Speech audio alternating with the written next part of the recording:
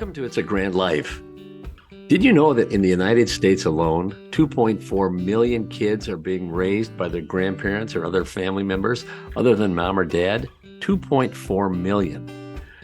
It's a Grand Life is a podcast for those grandparents and kinship caregivers who are committed to making a difference for those kids. Grand families are in every neighborhood, every city, tribe, and territory nationwide. If this is you or someone you love, this podcast is for you. Our goal is to offer hope and resources to help you. Please subscribe to our YouTube channel or follow us wherever you get your audio podcasts and leave a review.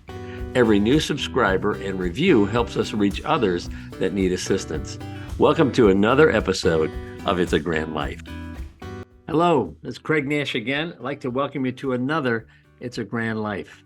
And we have an old friend joining us today, but we're talking about a new subject here at It's a Grand Life, one that you're very familiar with. In fact, you would probably want to weigh in on this if you were able to log in, and we would welcome that. But Kris Magstadt from North Dakota and I are going to talk about the challenges of conflict within the family. How do you handle that? What has been going on in Kris's world, what's been going on in Craig's world. And we're just so delighted that you're here to join us on It's a Grand Life. And Kris, thanks so much for coming back, and always good to see you. Well, thanks, Craig. It's nice to be back. And it's a good topic. It is a good topic, and I think it's one that everyone who listens to our podcast can relate to. And we've been talking about family conflict and how do you deal with it, and what are the best ways to resolve it. And I know you and I probably don't have all the answers, but we've got a lot of life experience and we've lived through a lot of it, right? Yes. So in your situation, Kris, you've got a daughter and a son, and you're raising two grandkids, right? In your grand family. And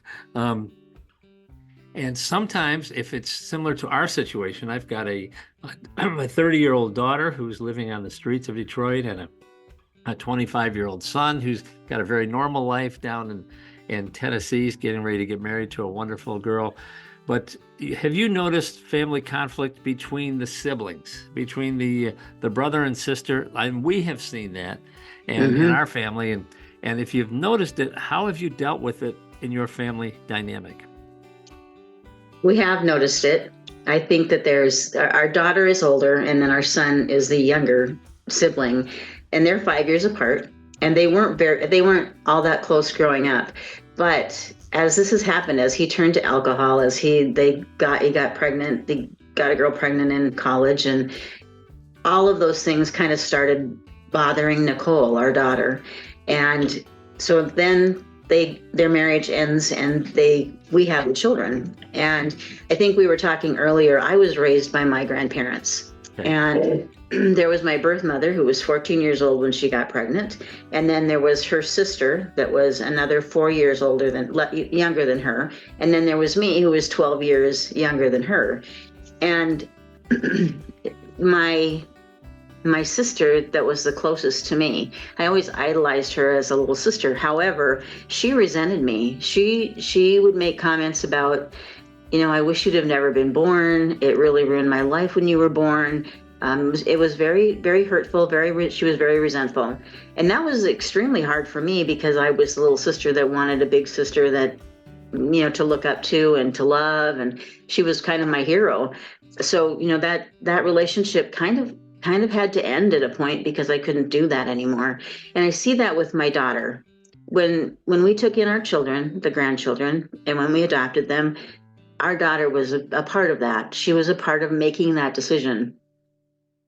And I told her at that point in time, I said, you can either be resentful and unhappy for the rest of your life because this happened in your life, or you can love these two children who had no part in this, and have them have that love and that adoration and that relationship, a good relationship for the rest of yours and their lives.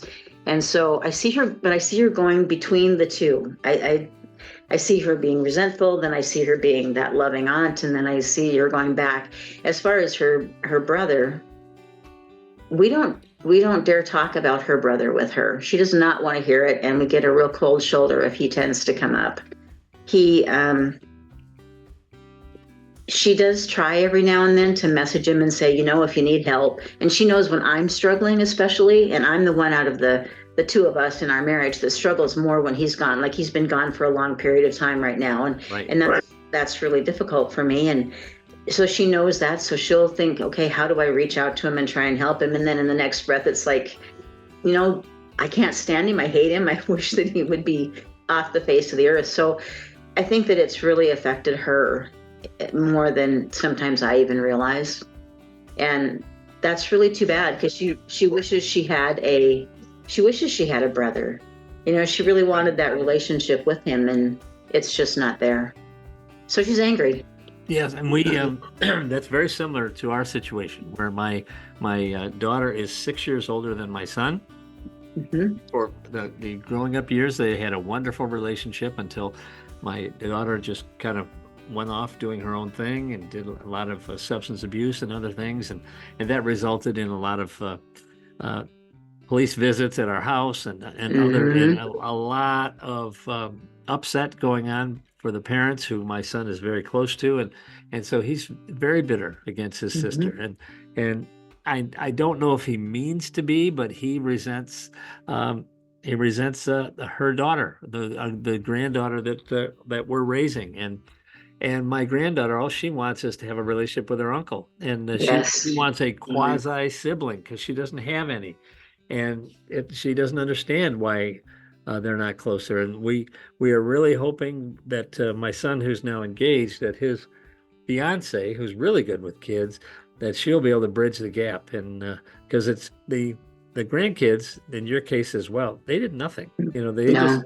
came here and they were kind of lost till you took yours in and we took ours in, and we're trying to make the best life for them possible. But every family needs to deal. I want to get your thoughts on this, but there's a rule of the principle of forgiveness. If you do not forgive, it's like you're drinking the poison and you're waiting for the other person to die, and it doesn't happen. And we can get bitter or we can get better, and it's just so critical. And it's not just in this situation with grand families, but I remember telling my brother years after he was divorced and he was just all bitter and all upset. I said, man, you got to forgive your ex-wife. In fact, you got to pray for her. Oh, he thought I had 9 heads and was going to recommend therapy for me. But, that has helped him with peace, and it helps with healing the family dynamic and what have you. And because when we don't forgive, don't you think, Kris, we're the ones that suffer? Absolutely. I agree 100%. I think, and the other thing that we could talk about too is I think, how expensive it is to raise a child. Right. And, our future plans change. Our plans have changed, and so have our wills, and so have all of those kinds of things, because we have to think about these children, and we've committed to making sure that they're cared for during their youth. And I think that plays into it. I think that our daughter does see that, there's this amount of money that goes out for these kids, and we're getting them clothes and all those kinds of things. And I think that there's a part of it that she wishes we were doing more for her daughter, or she thinks, oh my gosh, my daughter's missing out, and that's probably a very maternal feeling. I'm sure that I can understand it, but I look at what it costs to raise a child, and it does affect all of that. Right. Do you see that? Do you see that too, Craig? I do. I definitely think that could be the case with my son. He's got a great head for numbers, and I'm sure he's got it calculated in his mind where he thinks everything's going to go. But in fact, we joke sometimes that if we were ever on a machine, that he'd be the one coming in and pulling it. But they just have to believe that there's going to be enough. That they're, whenever we have a scarcity mindset, it just puts so much fear in the equation, and that's really what divides us. And there's going to be enough. There always has been enough, and we're all enterprising folks, and we're in America. We can figure out how to do this. But you can't replace that love and that relationship with your family member. And it's just so hard when there's a wall up. And But my son is there's something there between our granddaughter, his niece, and himself, and I don't really understand it because hasn't done nothing. She's just a sweet little kid, just adores him, and he's more civil with her now than he was before. But there could be such a wonderful love relationship there, Mm-hmm. and I mean, she just thinks the sun rises and sets with him, and in fact, she's going to be in his wedding, and Oh, I think that should be a nice healing moment. And I think his fiance had something to do with that. She's going to be a junior bridesmaid, and hopefully we can live with her during that time. oh, I think in our case, Nicole tried in the very beginning.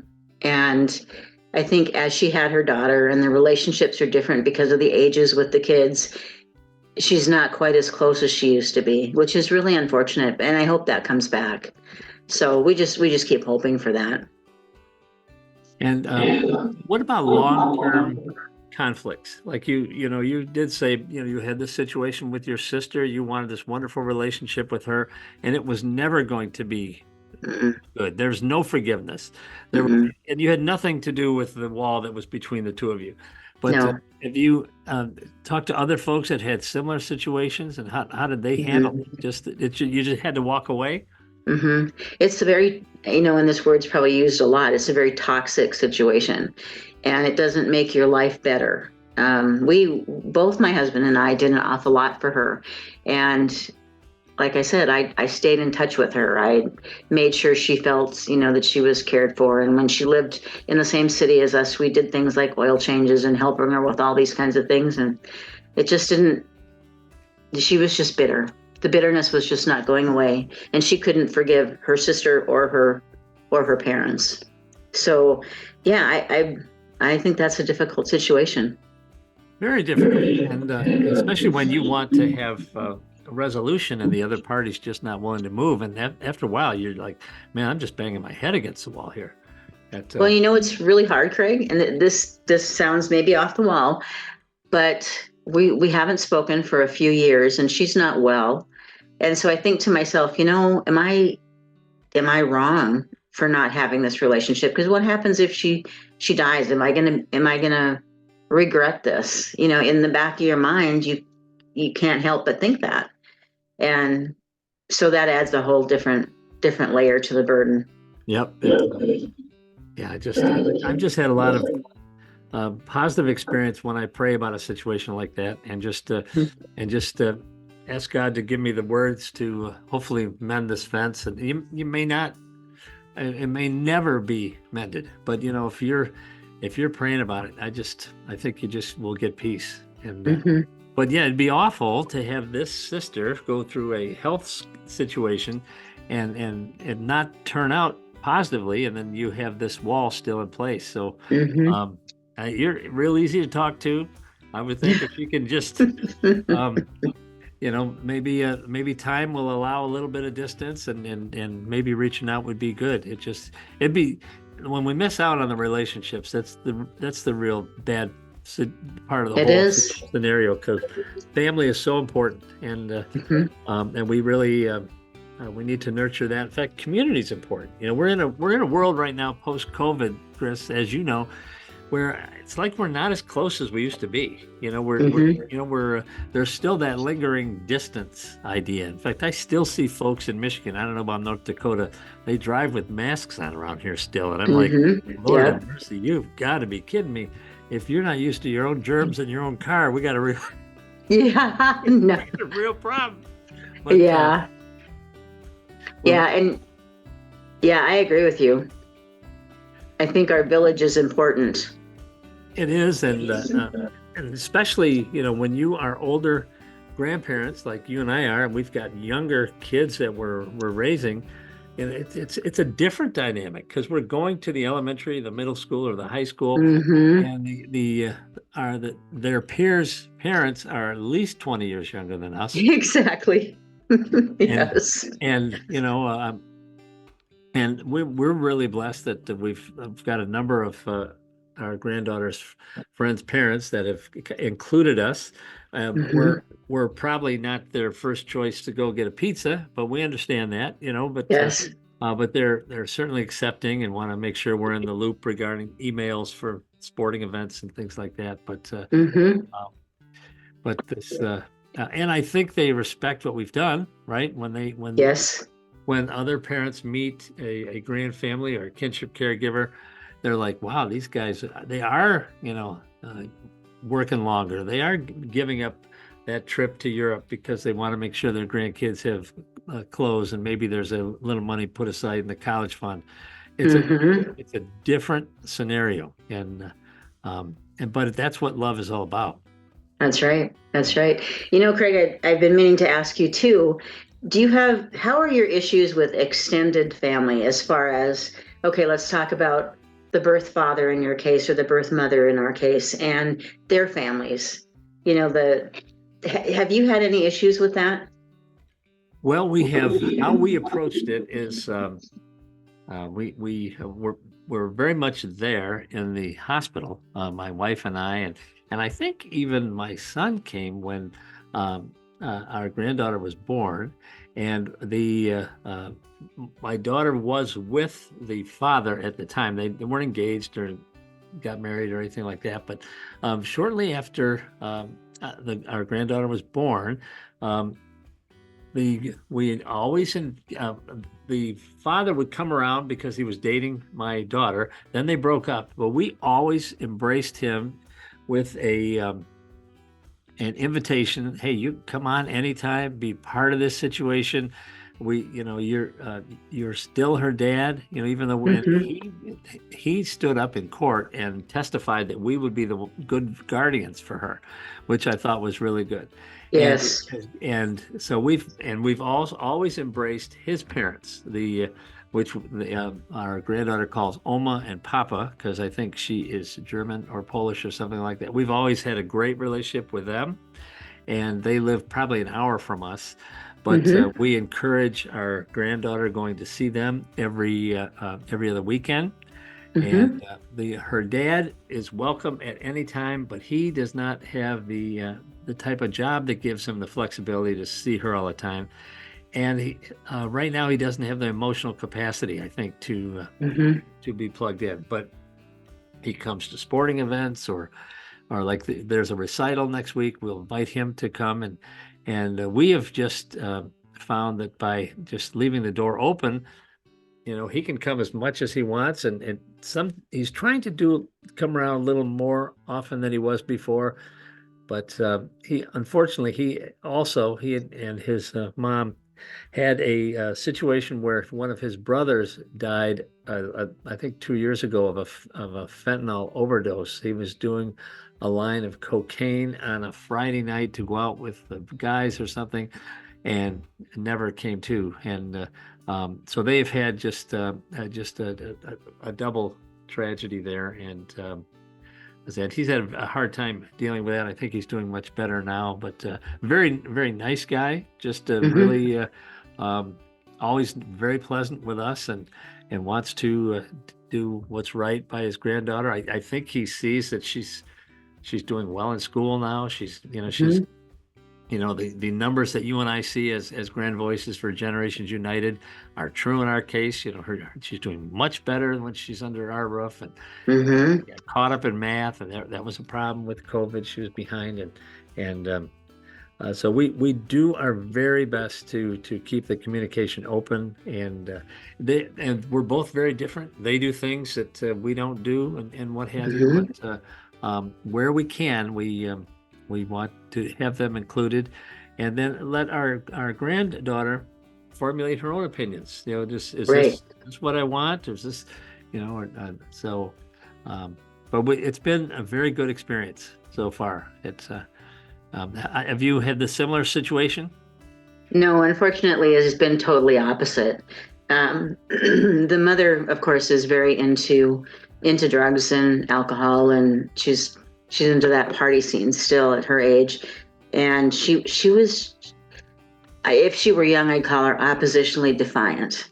She was very headstrong. She was very, and I think she was that way all of her life, even with her parents. Mm-hmm. And so she was very difficult to deal with and made our life very miserable and was not great with the kids. You know, we even had supervised visitation for her, and they wrote her up many, many times and finally said no more. And but I understand some of that, and I get it. The ones that we've had the most issues with are her parents. Really? Yeah. And I'm not really sure I understand it, and I don't know that I can really explain it. They had her, and then they had 5 other children, and so they have 5 young children. And we made sure that they went to Baker, Montana, which is a little ways from here, as often as they could. We'd take them halfway. We'd take them sometimes even to Baker. They'd stay for a long weekend. We gave them some holidays, that kind of thing. But I don't know if they were resentful, were angry, they thought that the 2 of them should get back together again and should be a family, when that was very, very unrealistic. And it's just, there's been an awful lot of hard feelings there. And I'm not sure, I think we're good people, and we tried really hard to make sure that they had a relationship, and we didn't take them away. We just, I just am not sure I quite understand the feelings. And I'm sure there are other people out there too that have that kind of a situation. And I think it's confusing. I think it's confusing when you're trying really hard. The kids haven't seen their mom in probably 5 or 6 years. She moved to Arizona one night, and that was it. Wow. And the grandparents have now moved to Oklahoma, and so they don't see them. Right? Yeah. Yeah. So that has been probably some of the worst stress that we've been through, is dealing with that situation. No doubt. That's just unbelievably stressful.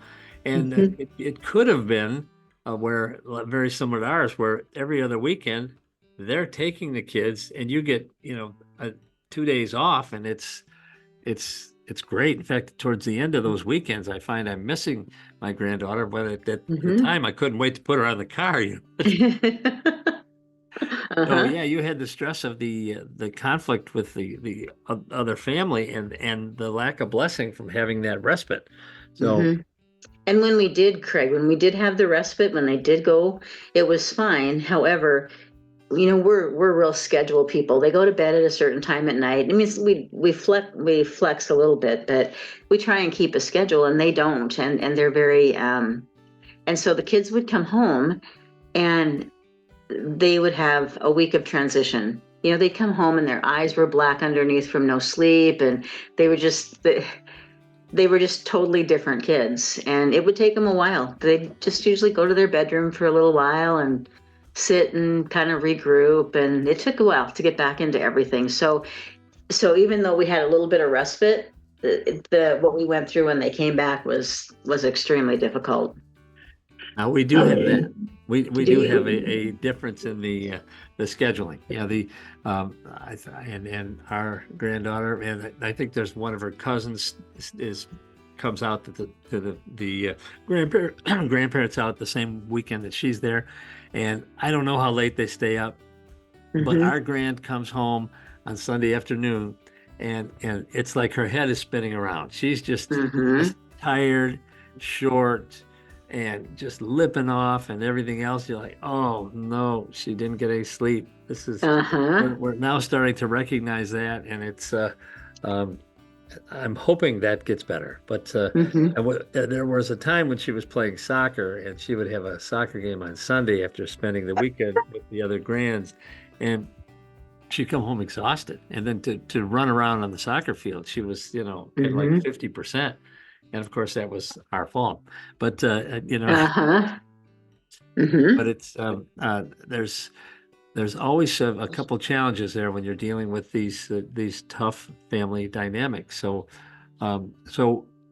in summary, Kris, what would you say to our audience? What have you learned? What have I learned as far as how to make the best of these challenging family dynamics?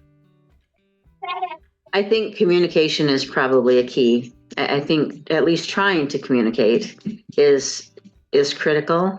I think talking to the kids is really important because they see all of this. I mean, we'd be we'd be foolish to think that the kids weren't seeing what was happening. They're smarter than we think that they are, and Yeah. they've grown up way too fast. So, but I think think is really important. I think forgiveness, you talked about forgiveness. We all know that we're going to make mistakes. I think acceptance is something that's important too. And that's something that I've dealt with personally, personally, as well as with the situation with our grandkids. You mean accepting the way things are? Mm-hmm. Accepting them. Sometimes we can't change things. We can try. We can give it our best. We can be kind. We can be giving. We can be whatever we need to be. And it just doesn't work. And so I think you have to have a level of acceptance, just like we have to have a level of acceptance as to where our addicted children are. It's like we can't change them. We can't make their decisions. So I think that's probably a big key. Right. Communication, forgiveness, accepence. I think that's pretty good. That's Thanks. I mean, you could see that on a billboard somewhere. And it's that way, don't you think, Kris? With any relationship, this could be a young couple going through rough water. You got to communicate, you got to forgive, you got to have resolution, or you got to have acceptance. Yes. It's going one way or the other, and that is really good stuff. How do you deal with conflict in the family? You communicate. You have to practice forgiveness. And I remember of this one of the disciples came to Jesus and said, "How many times should I forgive these folks that do these things? Should I forgive them 7 times? Because the rabbinical command was 6 times." And Jesus said, "No, 70 times 7, meaning infinity. Always be forgiving, because we don't want to be the ones taking the poison and looking for the other person to die." That's exactly. and it's taken me years to get there. But, so, Kris, do you have any parting thoughts to our audience, that now that we've solved all the family dynamic issues nationwide, and we'll probably be up for some Medal of Honor somewhere? I know it. Oh, I don't know about that. I just think that knowing that you're not alone. Everyone has a different family dynamic and a different family situation, but I think a lot of our issues are the same. Right. I think that we deal with the same feelings of other people, and so I think it's been really helpful for me to know that I'm not alone in that, and that just makes a world of difference for me. I think, and I totally believe in our own mental health. And so, I mean, I have a counselor that I see. I absolutely love him. It's like he puts me in line every now and then. And so I think that that's something that all of us should take care of, is that mental health aspect. And 100%. One of our colleagues, Gail Engel from Colorado, said, we have a behavioral health epidemic.